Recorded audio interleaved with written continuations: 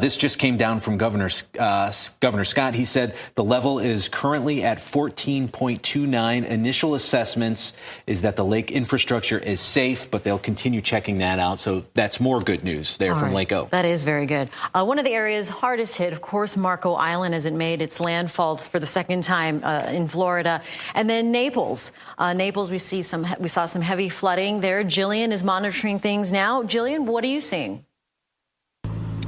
Well, Jane, Chris, it was kind of unclear exactly where we were because I don't know if you can see this in the water right now. We have our photog pretty far back, so she's not going to be in this water with the camera and stuff. But this right here used to be the street sign. It's now off its base in the water. It says 10th Street South. And talking to a resident, we first got out here. I'm going to try and be careful and walk around this. But we first got out here about 4 in the morning, and it was completely dark out here. Not sure what we were getting into. She pulled us over. She said, your car's not going to make it through these waters. And I'll kind of show you that perspective here. I'm going to walk slowly as I talk, but she led us to the Naples Boat Club. It's behind where we are right now, and she showed us a safe and dry spot we could park our car so we could get this on. But now that the sun has come up, more people outside, and officials are warning people here, let's see, not to go outside because of things like this, standing water. Now, we understand, talking to residents in the area who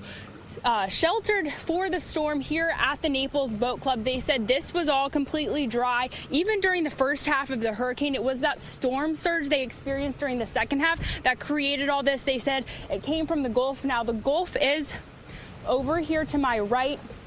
Now, we've seen a lot of cars driving through this area, and I'm going to try and step out of the way. We're seeing about a couple more trying to come down the street now. They're taking it slow, of course. A lot of people curious, wanting to see the damage in their neighborhood, which is obviously not uncommon here, but officials warning people, you know, it is still dangerous out here. There's still down power lines. There's still a lot of uncertainty as far as what's, for example, in these waters and what else you can experience. We've seen roofs that have been blown off here in the area.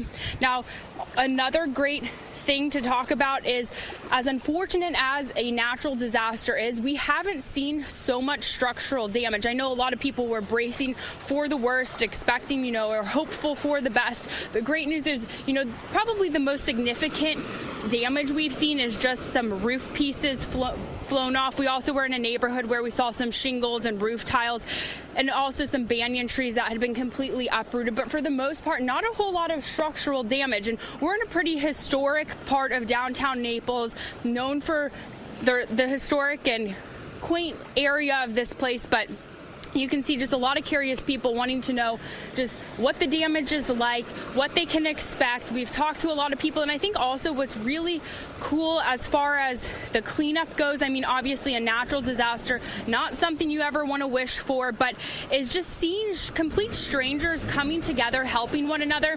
Earlier, we were going to try and go live with you all, and there was the fire crew. Let me get back down to level ground.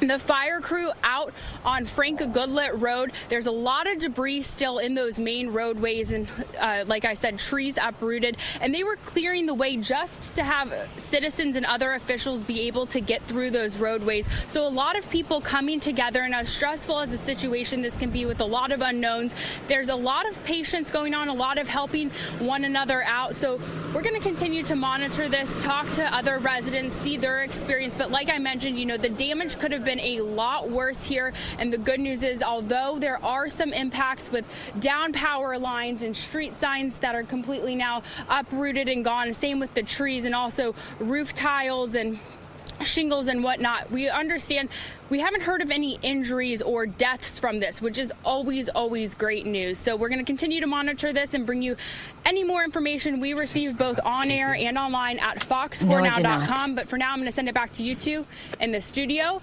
And reporting live in Collier County, Jillian Idle, Fox 4 in your corner. Jillian,